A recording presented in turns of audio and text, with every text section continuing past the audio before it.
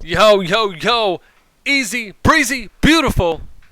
Me, it felt right. And don't ask me how, I just knew. What is going on, IK Familia? It is your boy BN, aka Mr. Kingdom Builder. We are back again for another Infinity Kingdom video. Today, we are going to be talking about a review, if you will, of the Pirate Festival event. Before we do a super deep dive and kind of give you our impressions, as always, make sure you guys sub to the channel, smash that thumbs up, like button, and as course, please make sure you guys ring that notification bell to get updates when we have new content coming out. Okay, here we go. What is our review on the Pirate Festival? What do we think about it? Okay, I want to start off by saying that I really didn't even participate in this event. Why? Outside of course, getting and claiming the 5-day rewards, which was lovely.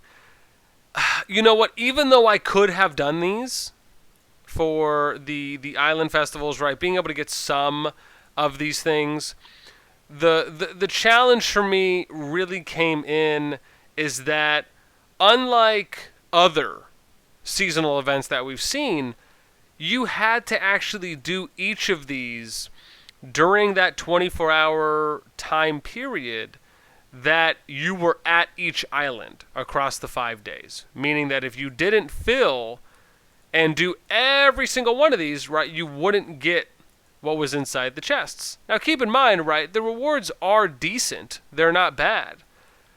But unlike other seasonal events where you would have all of the tasks available to you and you could complete them at your own pace throughout the 5-day period, that to me was so much more accommodating to players, because what I like to try and think of is there's a lot of different players that are playing any game at any point in time, and not everyone is going to have the same exact amount of free time every single day to invest the necessary / required amount of time in order to complete all the tasks if you're doing it on a per day and then reset basis. Unlike if you just leave them open, let's say someone's busy a day or two. Let's say someone's a doctor, right? And they don't have any time. They're in surgery. Let's say they're a lawyer. They got court cases they're studying. Whatever the reason may be, if you are inconvenienced at all for a certain time of the day or for multiple days, having all of the tasks available to you to where you can complete them over a period of time is great. Like, you love that as someone who is able to put in that amount of time across the period. So for me, that was one of the areas I would love for them to improve going forward. Now, do I like the idea of what they're doing here, right? By creating a limited mini event within the event, right, that has it on a per day basis. I actually do like that. What I just do not agree with is the fact that it is the only way for you to get these types of rewards, which from seasonal events, we see these as the main rewards. Now, if they opened these up and just reverted back to the standard, we'll open up a new day's worth of rewards each day, and you can complete all of those rewards over a period of time, and then they added on something like this as a mini event within the seasonal event, okay, you have me sold. Because at least you're not taking away the bare minimum rewards and task completions that will allow for you to go into something like your Ocean of the Dead and then shoot your octopus, whatever mini game that they put in. But then you can add in something like the Island Adventure, which is a way where you can get a little extra rewards to defeat the PvE character, right? And it just gives you a little bit of a boost, right? I think that would have been a little bit more appropriate of a way to go about it, just because even from some people that I've spoken to that do spend a decent amount of money on the game, a lot of them, got to a point where they were getting close to like 25, 30, and then they just stopped because it was just too much, right? And even for some of the free-to-play, didn't even get that high.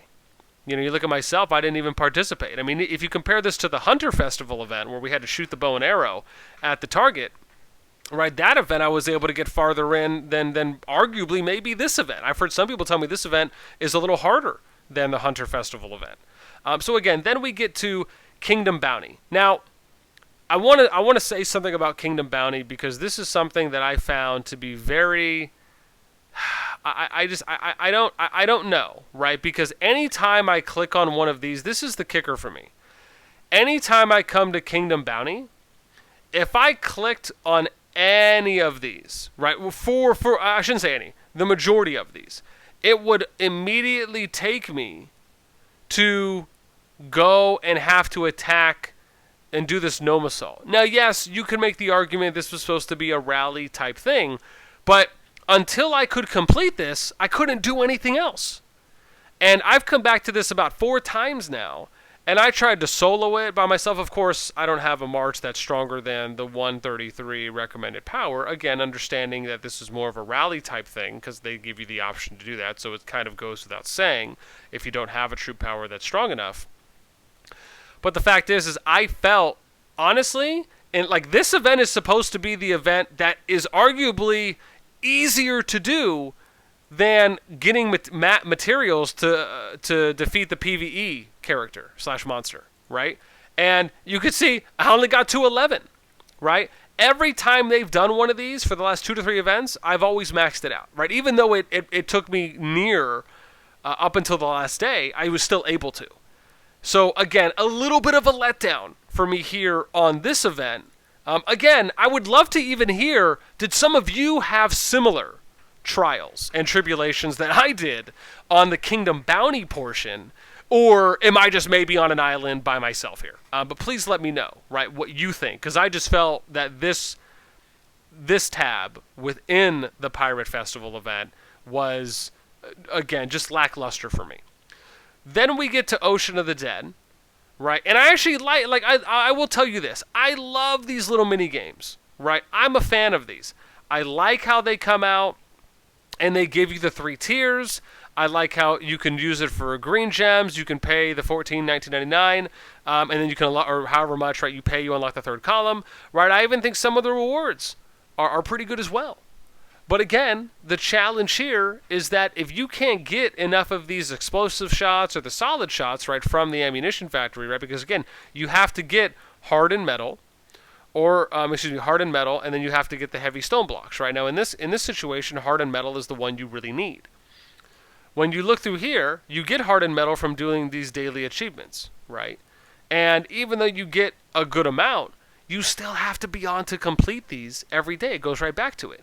If you look at Kingdom Bounty, right, you'll get hardened metal from these. But same thing, right? These are the 2 most important things that are going to give you these base resources. But in my opinion, they were also some of the more difficult ones to do. Now, yeah, sure, doing the market refreshes, the Well of Time raids, right? Those are not that hard. The Purified Dragon chest, most players are usually saving those up. And manufacturing is actually not that difficult to do. But you have to have level 2. Not everyone has level 2 manufacturing required. And that's usually because in defense, you're usually, well, I should say most people are probably saving that and not really investing on that research side of the tree. Though, if it's going to start being where we notice that some of these seasonal events are going to require that, then yeah, it might be good to at least get to level 2 fortifications so you can start meeting some of the requirements for these events. But outside of that, you got to look at research any technology. Right? What about for some of the people who have max tech? How are you going to complete this if you can't research any more technology? And if you need to, and that just means you're always going to be 9 out of 10, right? You're never going to get these. Now, understandably, if you've spent that much money and you've already maxed it out, you know, who knows? You can make the argument, do they really need this? But still, it's an event, right? It doesn't mean that we should take options away from people. So anyways, I think for me, my overall assessment on the event is I liked it going in. After playing it now, those would be my 2 to 3 big update pieces of feedback that I would like to see them do some kind of a change or a modification going forward. So again, these types of events need to be at minimum free to play friendly. It is okay if you want to have a paying column here. I think there's no problem with that. If you want to have a skin that people can buy, no problem with that. I think the skin is dope. I'm going to be honest, right? I like how they do text plat cards and other things as well. I love all those types of cosmetic things. I think there's great value in that when it comes on ways to supplement how your game is making money. But when it comes to the actual participation phase, right?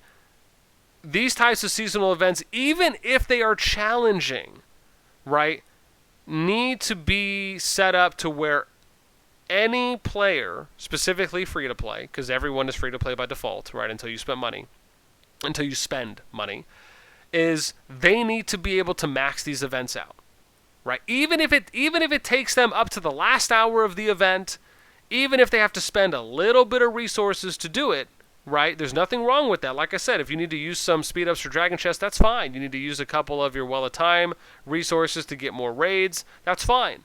But you need to be able to complete these portions, like this type of a tab and this type of a tab, right, as a free to play. And really, the prerequisite should just be the amount of time that you invest. Right? You can make the argument that just like you might have to spend to get certain things, a free to play player just has to invest a lot of time into it. Not everyone's going to invest a lot of time. Not everyone's going to invest the same amount of time. But I at least hope that these are some big takeaways from what I've noticed that I would love to see us going forward, right? The last event that we did before the Hunter Festival, after the Hunter Festival and then before the Pirate Festival, I thought was great, right? They were finally kind of back on track with kind of getting to the ideal seasonal events that were great for everyone. And now, again, based on what we saw from the Pirate Festival event, again, I hope that I hope the team does take some feedback and looks at these things. There's other ways to be creative with these types of events that doesn't impact or minimize the amount of fulfillment that every player should be wanting to get out of these types of events, right? I can tell you, just like others, or just like some others, I'm a min-maxer. I love being able to get 100% completion on these types of seasonal events, at least when it comes to getting all of these, right? I also noticed they took a reward column out, right? They used to have the reward tab here where you could get additional rewards. Right now it's just the columns that they did, right? So something else they took out. I don't know if anyone really even noticed that, but that's something else I noticed. So we'll see. Let me know what you guys are thinking in the comments down below on everything I touched on. What are your thoughts on this event? Give me some honest feedback, right? As always, keep it civil, right? Let's give some professional conduct, right? That's how we're going to be able to appeal to the devs when we give feedback, right? It's got to be civil. I appreciate you. That's it from me. Until next time, we will catch y'all later.